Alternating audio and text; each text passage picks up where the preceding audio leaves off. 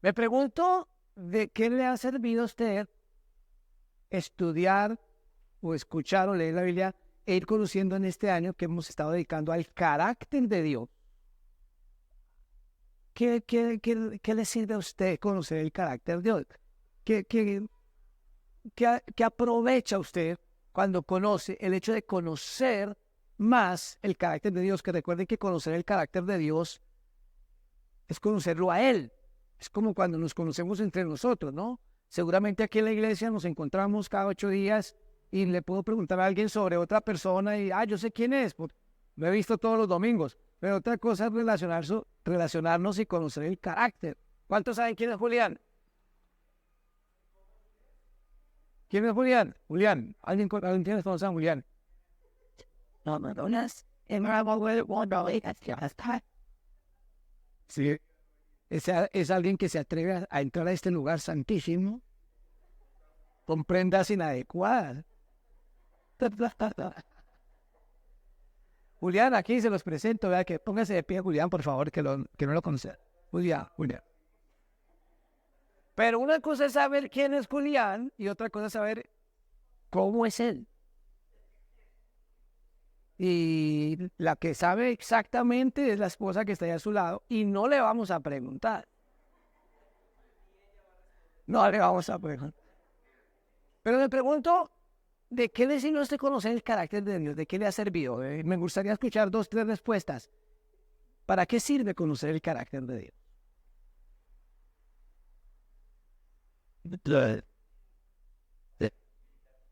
¿Perdón? Para imitarlo. Oye, me parece un buen propósito, ¿cierto? Un propósito, tratar de imitarlo a él. Sí, me parece excelente. Y tú, por ejemplo, que compartes conmigo la condición de papá, Dios es papá. Y uno como papá, mirar cómo es de papá Dios y tratar de aplicarlo a la paternidad aquí en la tierra, eso es espectacular.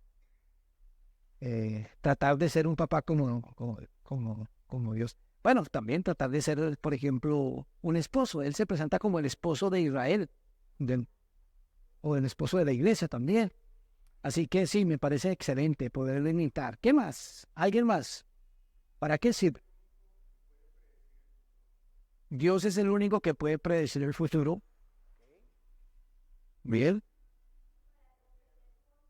Para comprender su voluntad. Imagina que la voluntad de Dios está ligada al carácter de Él, ¿no? Hace 8 días alguien me preguntaba sobre ciertas cosas que Dios cambió de opinión. Que como cuando hablábamos de Nínive, que Él iba a destruirla y al fin no la destruyó. Y me preguntaba, pero si Dios no cambia, ¿por qué cambió de opinión? Y tenía la oportunidad de aclararle precisamente lo que hemos dicho acá, y es que Dios no cambia en su carácter, pero comportamientos, conductas o decisiones, sí, Él ha cambiado.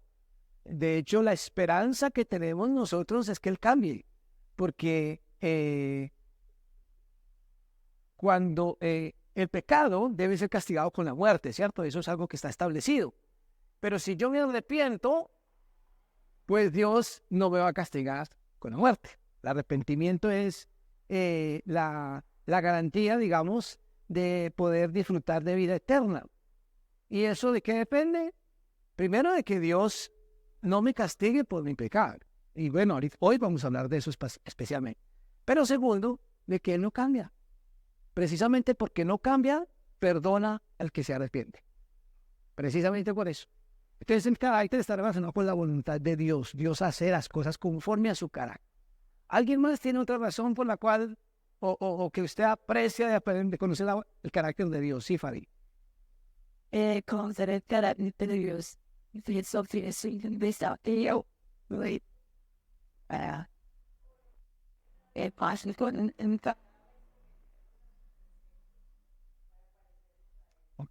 Ok, has dicho algo muy importante.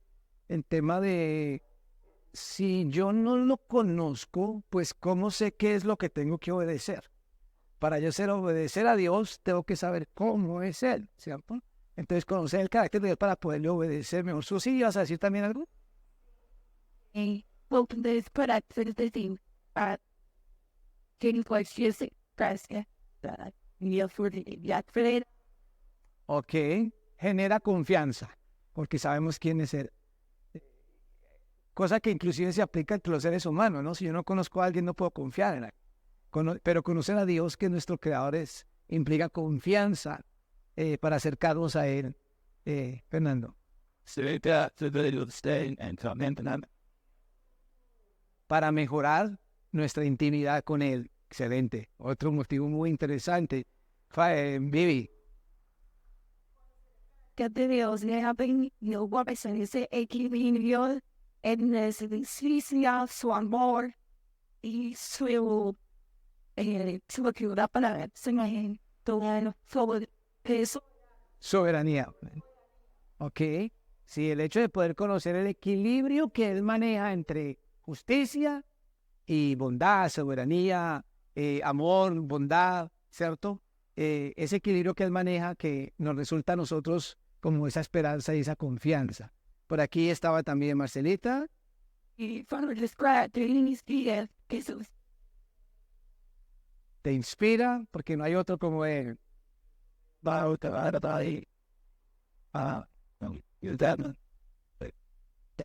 Ok, conocerle a Él es conocer también la verdad y saber por dónde estamos caminando. Carlos Solina, ¿quién fue que lo mano? Ah, bueno, conocerlo a Él. Así es así. Saber cómo es Dios, imagínate. Sí, Glorita. La parte de plan, tal sama una rechaza que ya no le choca cuando no puede decir. Pero si le de usar de su perfecto ser tan despacio. Pues descansado, pero te ha perdido bien. El fin de divinidad, se te espera. Sí, ves. De familia, varios que yo he acercado. Me gusta ese detalle y es que conocerle a Él implica conocer sus planes para mi vida, porque una cosa es conocer los planes eternos, ¿no? Para el mundo, pero los planes que tiene conmigo, entonces me permite, como decía otro, poderle obedecer y poder, digamos que deponer mis planes para implementar sus planes en mi vida. Eso es muy, muy bueno porque a veces queremos hacerlo al revés. Que Dios haga mis planes. Y lo ideal es que nosotros hagamos los planes de Dios. Muy bien, muchas gracias. Bueno, hay por aquí.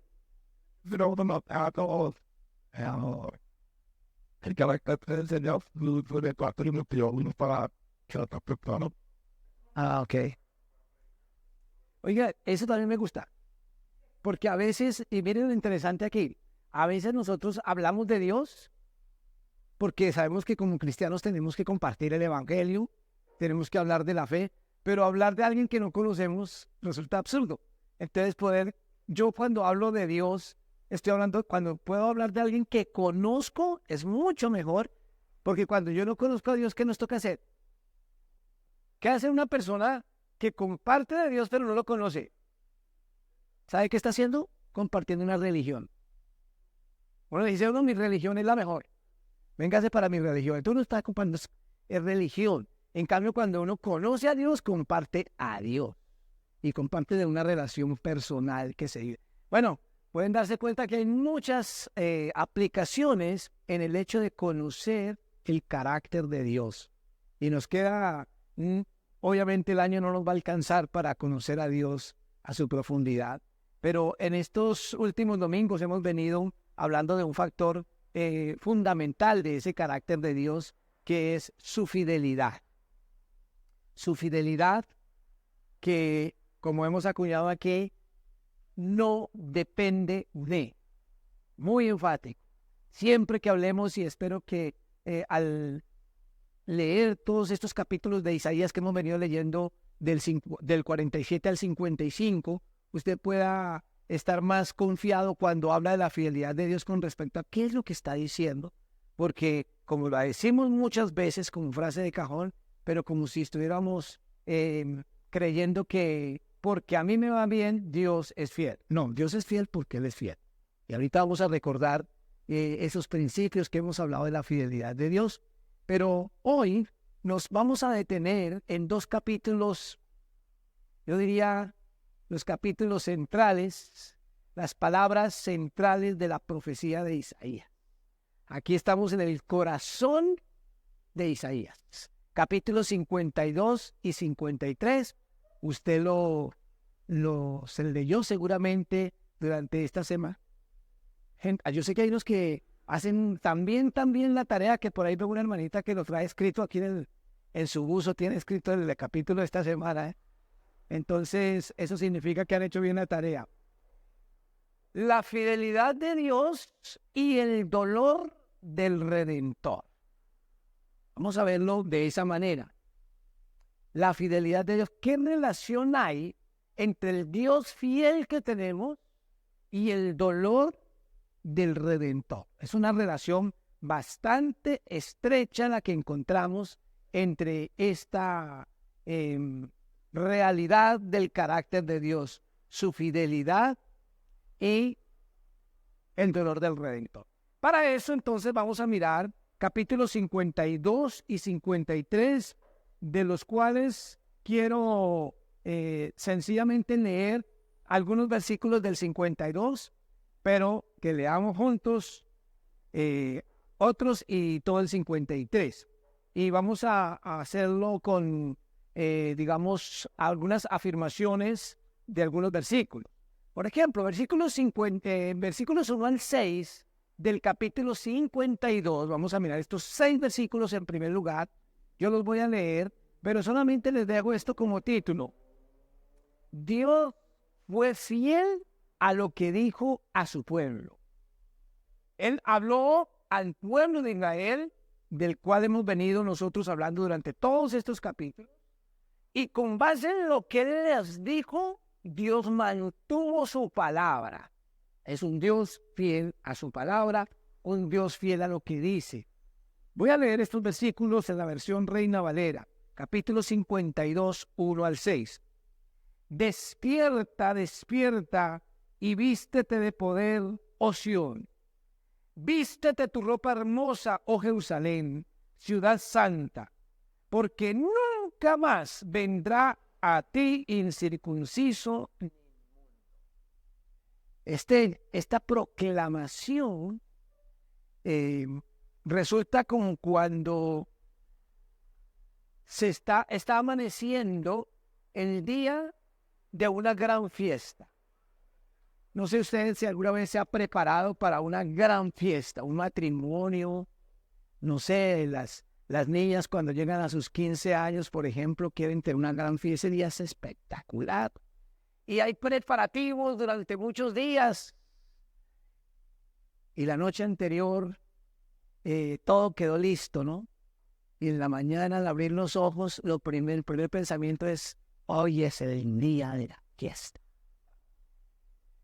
Pareciera como si Dios estuviera despertando a una mujer que lleva siglos esperando el día de la gran fiesta. Y por eso el grito: despierta, despierta. Y ahí está la ropa: vístete de poder, oh Sión. ¿Quién es la mujer? Sión, el pueblo de Israel. Vístete tu ropa hermosa, oh Jerusalén, ciudad santa, porque nunca más vendrá a ti incircunciso ni inmundo. Es decir, ha llegado el día esperado de la liberación, de la restauración, de la libertad de la opresión a la que está sometida Israel. Y sigue diciendo, versículo 2, sacúdete del polvo, levántate y siéntate, Jerusalén, suelta las ataduras de tu cuello, cautiva hija de Sión. No solamente se va a vestir de poder y esa ropa hermosa, sino que además se va a quitar las ataduras a las que ha estado sometida durante tanto tiempo la hija de Sión. Es cambiar las cadenas de la esclavitud por la ropa hermosa que el Señor tiene para ella, de libertad, de bendición, de restauración. Versículo 3. Porque así dice Jehová. Y aquí quiero empezar a llamarle la atención sobre el énfasis de estos versículos. Este llamado está basado en porque así dice Jehová. ¿Qué dice? De balde fuisteis vendidos, por tanto sin dinero seréis rescatados. Porque así dijo Jehová, otra vez el Señor. Versículo 4. Mi pueblo descendió a Egipto en tiempo pasado para morar allá, y el asirio lo cautivó sin razón. Y ahora, ¿qué hago aquí? Dice Jehová, tercera vez. Ya que mi pueblo es llevado injustamente, y los que en él se enseñorean lo hacen aullar, dice Jehová. Número 4. Y continuamente es blasfemado mi nombre todo el día. Por tanto, mi pueblo sabrá mi nombre por esta causa en aquel día, porque yo mismo hablo, he aquí estaré presente. 5 veces en esos versículos se enfatiza que Dios ha hablado. Y estos versículos nos dejan sentir la voz de Dios. Aquí podemos sentir la firma de Dios a la promesa de restauración al pueblo de Israel con esa reiteración, así dijo Jehová, y termina diciendo, yo mismo he hablado, yo mismo que hablo, he aquí estaré presente. Pueden tenerlo por seguro. Dios quiere dejar una prueba fehaciente de que Él lo dijo y que Él lo va a cumplir.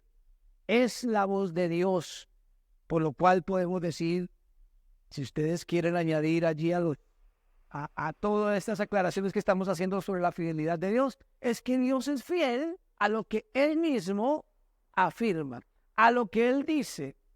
Y esto sí que es bien importante en un contexto de, como decía Pablo, de tantos evangelios que hay por allí, y él decía en algún momento, por allá acá, a los Gálatas les decía, si alguno les predica un evangelio diferente, ¿cierto? Si alguno les predica, porque no hay sino un evangelio. Él decía, no es que hayan muchos, hay uno solo, pero algunos lo pervierten. Bueno, en este punto hay muchos que pervierten el evangelio. Cuando invitan al creyente a que declare, a que decrete y a que piense que porque tiene fe, lo que dice se va a cumplir. Yo no sé ustedes, pero yo he aprendido eso en muchos lugares, que no debo confesar cosas negativas, sino debo confesar cosas positivas, porque lo que yo confiese, pues va a pasar. ¿Saben? Lo que yo veo aquí es que lo que Dios dice es que lo que Él dice es lo que va a pasar. Él es el que decreta, Él es el que establece, Él es el que promete, Él es el que profetiza, Él es el que determina, Él es el que planea, como lo decía Glorita ahora. La voz de Israel y la voz del creyente y la voz del ser humano debe callarse ante la voz de Dios. Como lo entendió una vez Job, cuando dijo, voy a poner mi mano en la boca y no voy a hablar más. De oídas tan solo te había oído, ahora mis ojos te ven. Cuando Dios habló, después de tanto que habló Job, y Dios habló, se quedó callado. Es lo que debe hacer el ser humano, callar y escuchar qué dice Dios. Como lo dice también el salmista, de mañana me presentaré delante de ti y esperaré. Es esperar la voz de Él. Y aquí Dios le está diciendo al pueblo de Israel, ustedes van a ser restaurados, liberados, porque yo lo he dicho. No hay merecimiento en Israel. No hay declaración de Israel ni de profeta alguno. Es declaración divina y Él lo va a cumplir. Los siguientes 6 versículos vamos a ver que Dios hizo anunciar su salvación a Israel. Es decir, Dios determina, Dios decreta, Dios declara, Dios planea, pero Dios envía emisarios para que anuncien lo que Él ha planeado. Esos son planes de Él desde siempre. Miren lo que dicen estos versículos del 7 al 12. Cuán hermosos son sobre los montes los pies del que trae alegres nuevas, del que anuncia la paz, del que trae nuevas del bien, del que publica salvación, del que dice a Sión, tu Dios reina. Voz de tus atalayas, alzarán la voz, juntamente darán voces de júbilo, porque ojo a ojo verán que Jehová vuelve a traer a Sión. Cantad alabanzas, alegraos juntamente, soledades de Jerusalén, porque Jehová ha consolado a su pueblo, a Jerusalén ha redimido.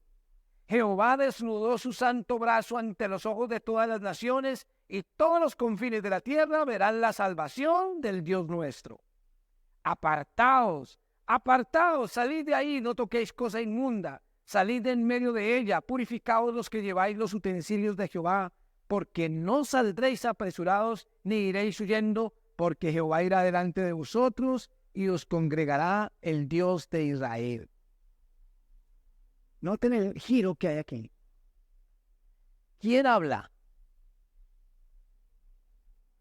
Ahora se presenta al enviado que lleva una noticia de salvación, que lleva un mensaje de paz. El enviado de Dios, en los primeros 6 versículos vemos a Dios decretando, hablando y diciendo, yo pongo la firma. Pero en estos 6 versículos vemos que envía hombres, envía mensajeros para que le anuncien a Sión, incluso que canten alabanzas, porque Dios les va a restaurar. Es una convocatoria a levantar voces de júbilo, pero también a practicar la santidad. Noten que los versículos 11 y 12 dice, apartaos, salid de allí, no toquéis cosa inmunda, salid en medio de ella, purificaos los que lleváis los utensilios de Jehová, y al final, porque no saldréis apresurados, ni iréis huyendo, porque Jehová irá delante de vosotros y os congregará el Dios de Israel. Es una invitación a vivir en santidad ante la palabra de Dios, y esto nos hace recordar que aunque la promesa es para el pueblo de Dios, los beneficiarios son aquellos que viven en esa relación con Él. No es por tener una nacionalidad judía. Se trata de aquellos que verdaderamente viven en santidad. Esa es la promesa que le está haciendo aquí a través de estos mensajeros de paz al pueblo de Israel, y por eso decimos Dios hizo anunciar su salvación a Israel. Entonces hay un cambio aquí entre estos dos grupos de versículos. Primero, Dios poniendo la firma, y segundo, Dios enviando mensajeros para decirle, garantizarle a Israel, yo voy a hacerlo. Prepárense porque viene la salvación.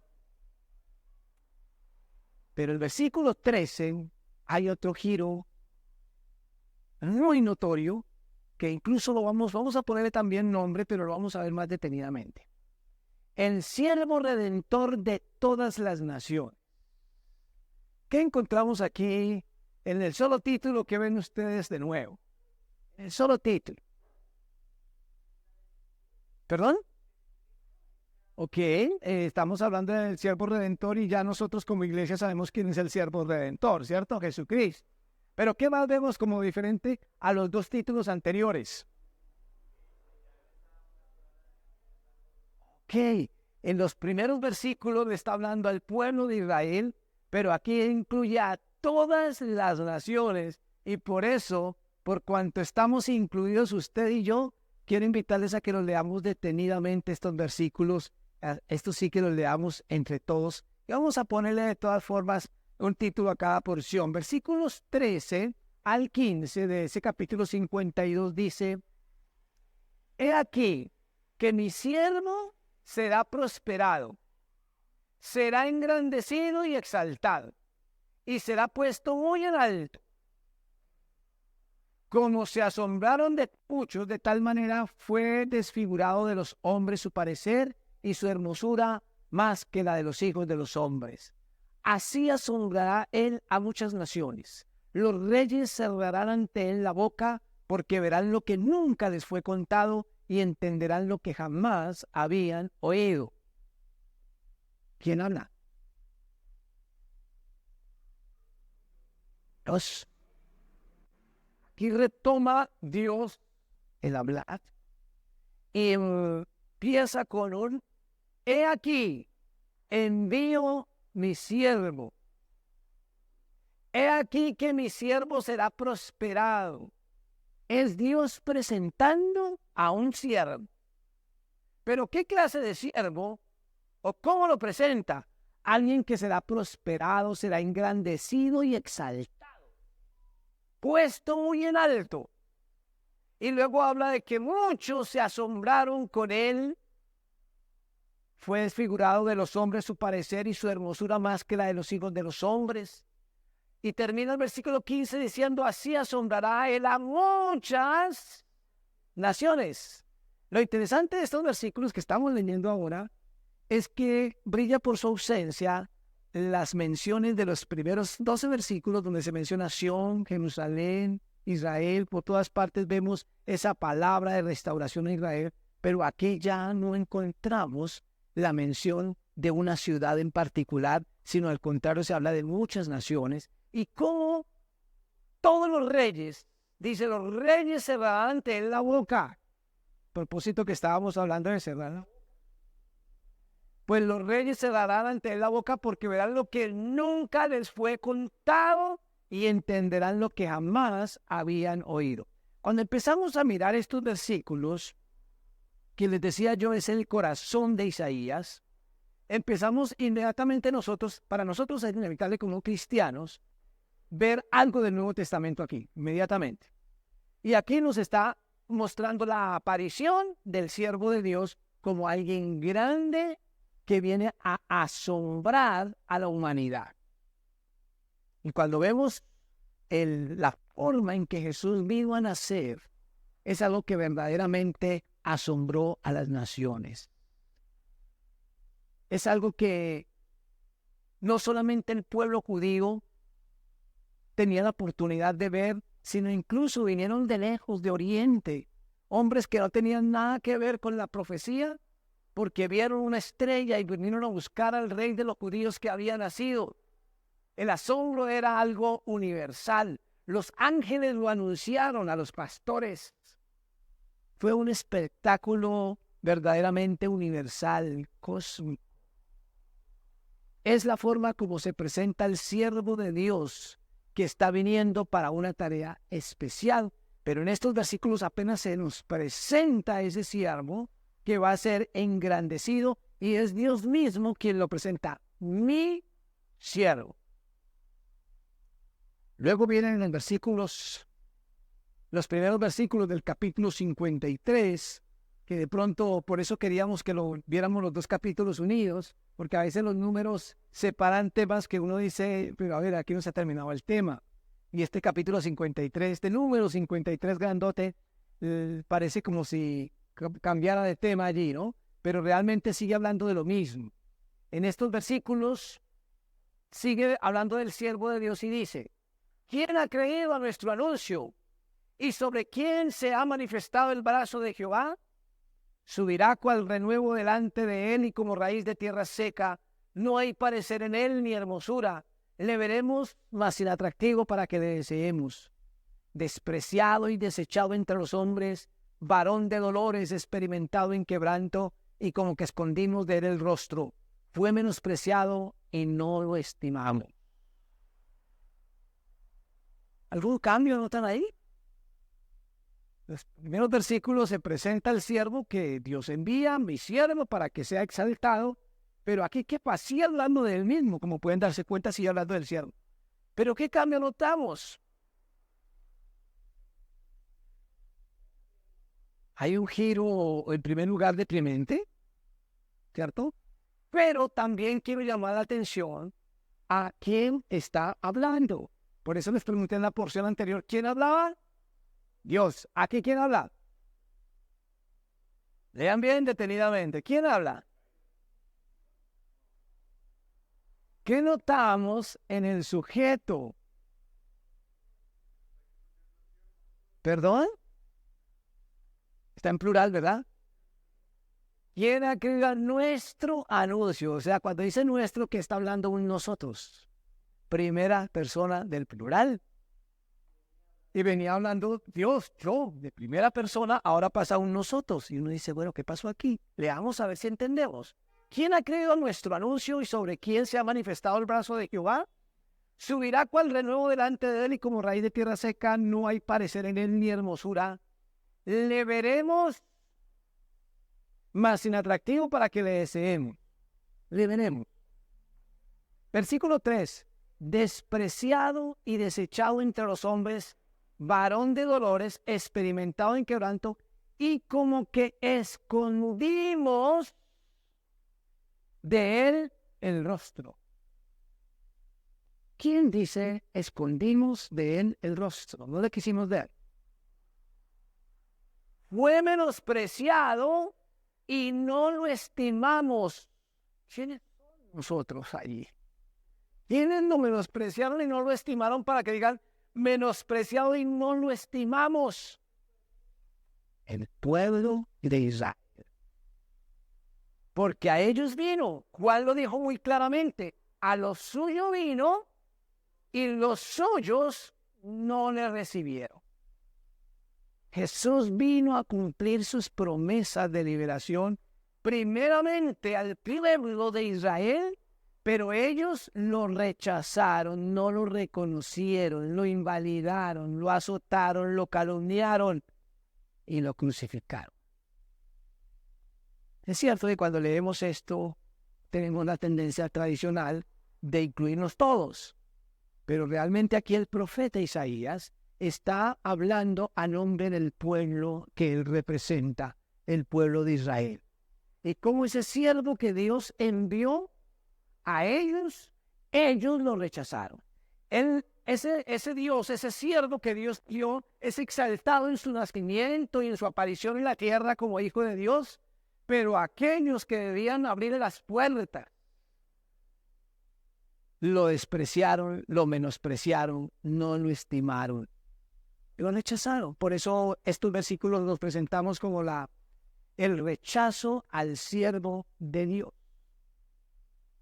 Y este momento es oportuno para hacer un paréntesis y añadir una frase muy importante a esa conexión que llevamos de la fidelidad de Dios. Quiero que ustedes, los que han ido anotando esas frases, llevábamos 6, ¿cierto? Vamos a anotar la 7ª.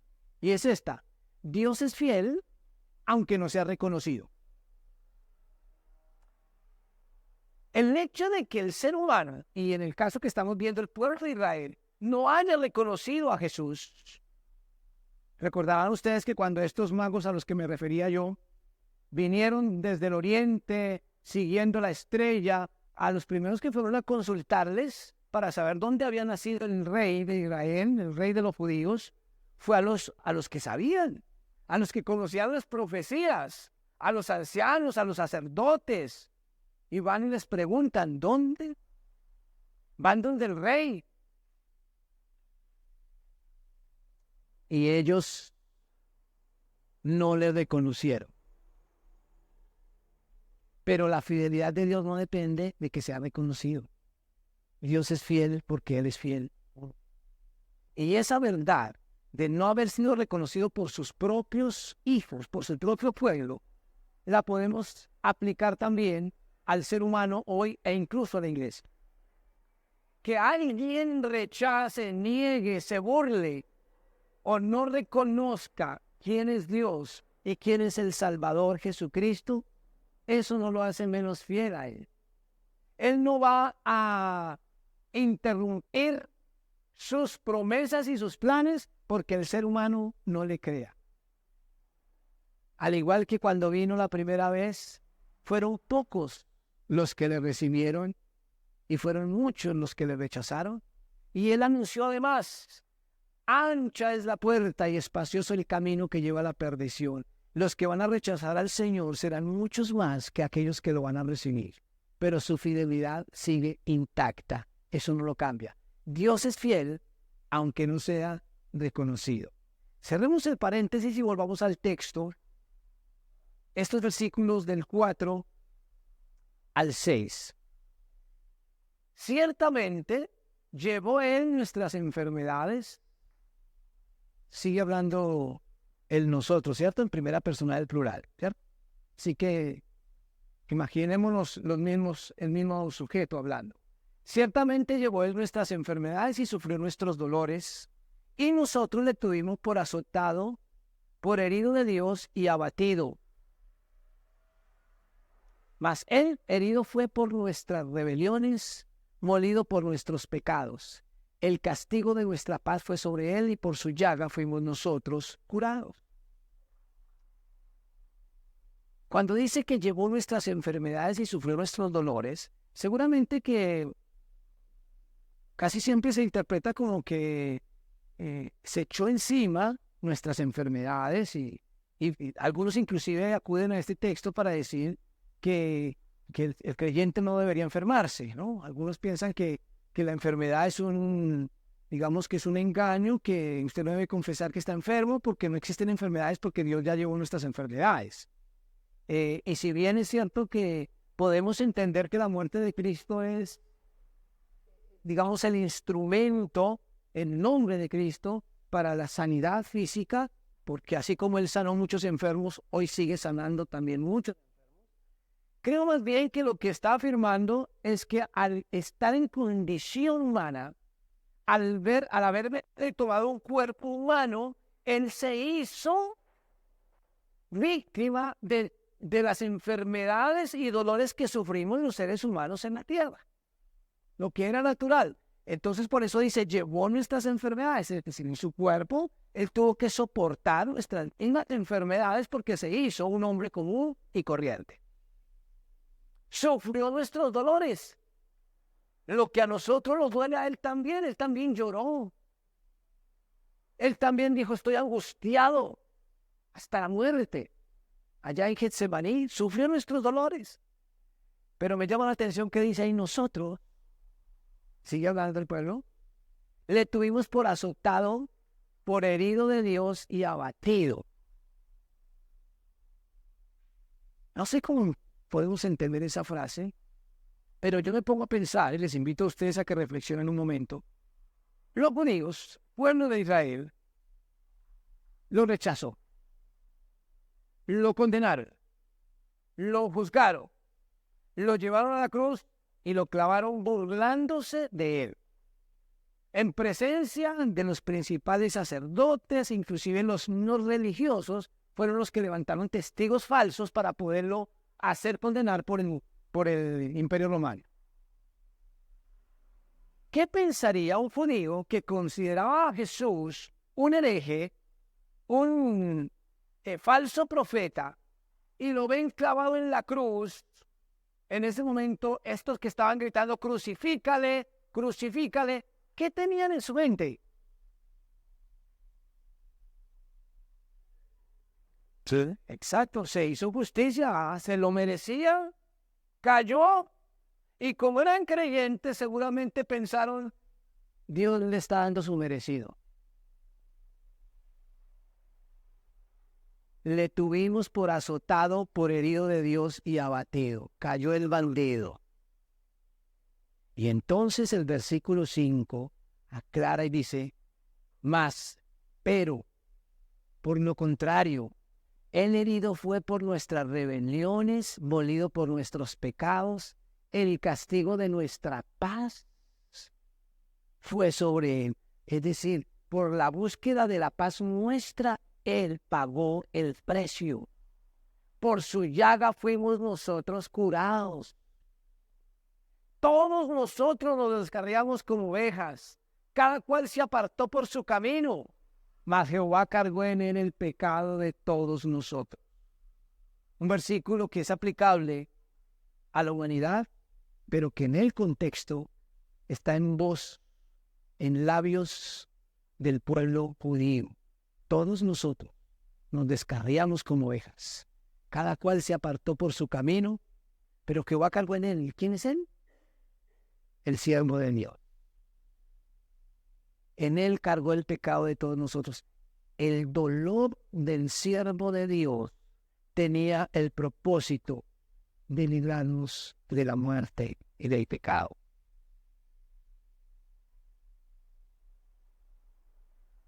Y eso lo ratifica los versículos 7 al 9 diciendo, angustiado él y afligido, no abrió su boca.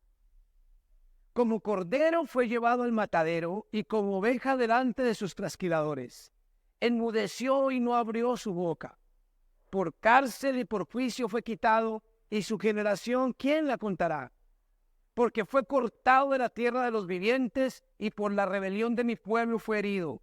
Y se dispuso con los impíos su sepultura, mas con los ricos fue en su muerte, porque, aunque nunca hizo maldad, ni hubo engaño en su boca. Frente a la agresión, a la tortura, al desprecio, ¿cómo reacciona el siervo de Dios? No abrió su boca. Esta es una muerte injusta, la muerte injusta del siervo de Dios. Pero me pregunto, porque seguramente en este mundo habrán muchas muertes injustas. Todos los días vemos noticias y la muerte injusta de muchos por diferentes causas sociales, políticas, hasta sentimentales. Pero alguien ha muerto injustamente en una condición de ser perfecto como Jesús. No hizo maldad alguna, ni hubo engaño en su boca. Jesús murió por nuestros pecados sin pronunciar una sola palabra de queja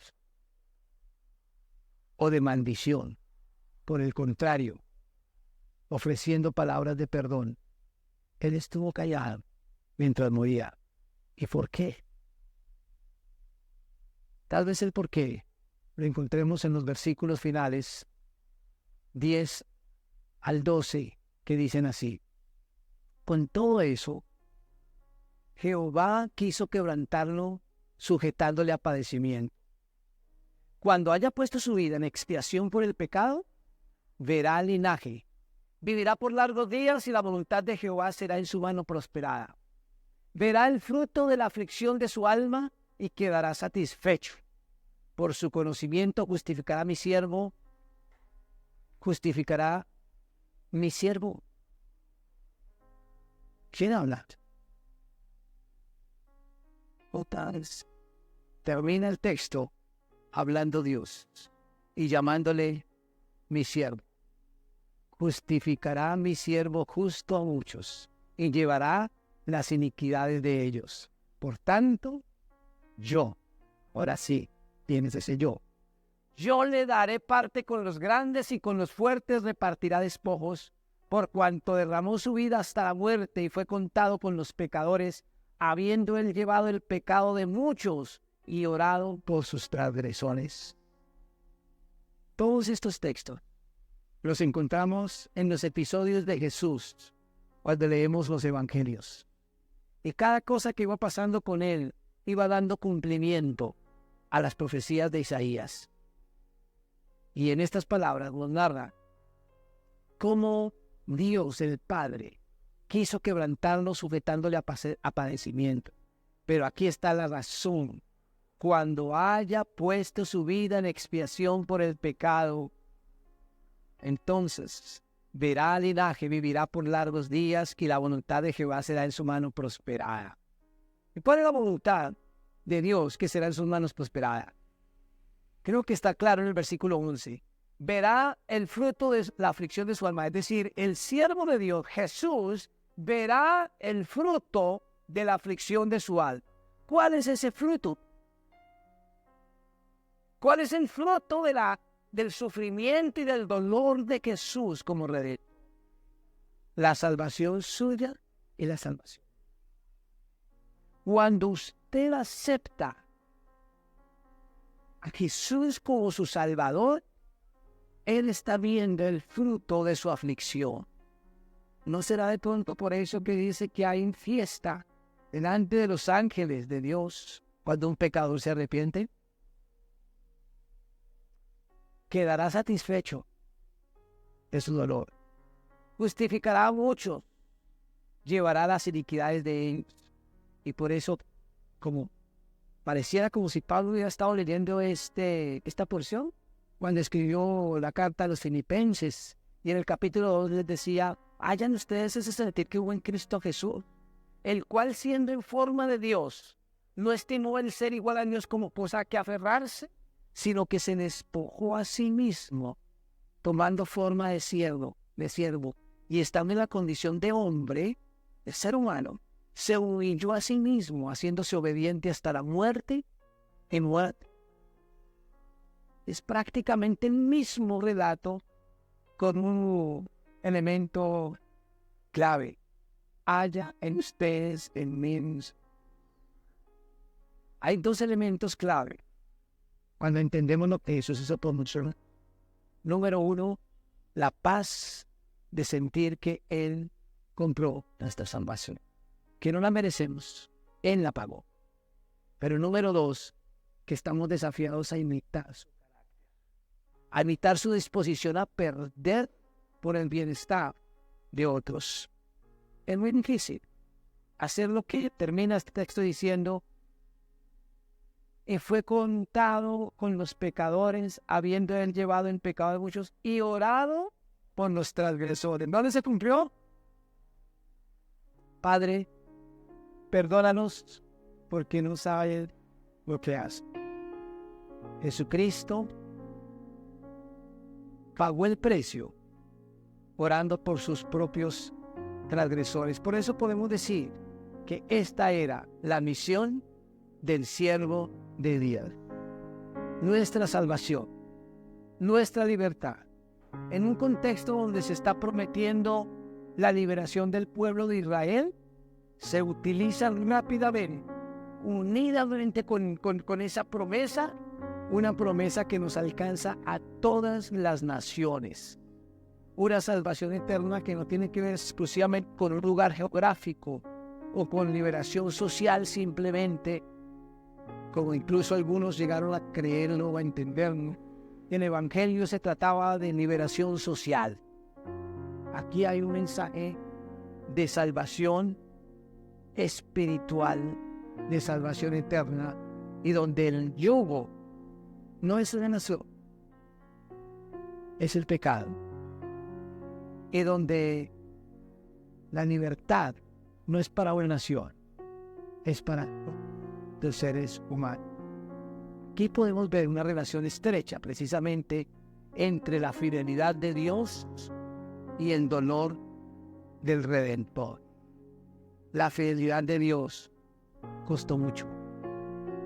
Él no es fiel simplemente para su propio beneficio, sino para el beneficio nuestro. Y le costó mucho. Hay veces que cuando comparamos la fidelidad de Dios con la fidelidad humana, pues siempre pensamos que es fácil ser fiel bajo ciertas circunstancias, mientras no me cueste mucho trabajo. Pero a Dios le costó la vida de su Hijo. Cierre sus ojos, por favor, y denle allí gracias a Dios de su fidelidad, por su siervo, por Jesucristo, nuestro Señor, nuestro Salvador, nuestro Redentor, el Cordero de Dios. Gracias te damos, Señor, porque pagaste el precio que me correspondía a mí. Gracias, Señor, por librarme del pecado, de la muerte. Gracias por la vida eterna. Gracias por lo que hiciste con Israel en su tiempo. Pero porque eso también es una ilustración de tu proyecto de salvación para toda la humanidad.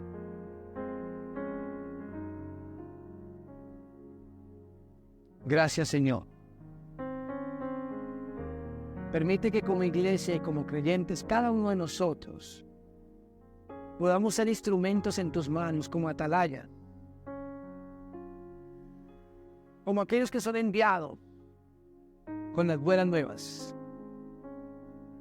para compartir también este mensaje con otros, Señor. Gracias te damos por tus planes con Israel. Y oramos, Señor, por Israel, el Israel tuyo, el Israel verdadero, el Israel escogido, aquel en el cual está tu justicia, tu verdad, y por la iglesia, el pueblo tuyo, comprado por la sangre de Jesucristo, y que es enviado a llevar la cruz como discípulos tuyos, sí. En tus manos nos disponemos, Señor, para ser usados por ti. En el nombre de Jesús. Amén. Dios les bendiga, mis hermanos. Buena semana.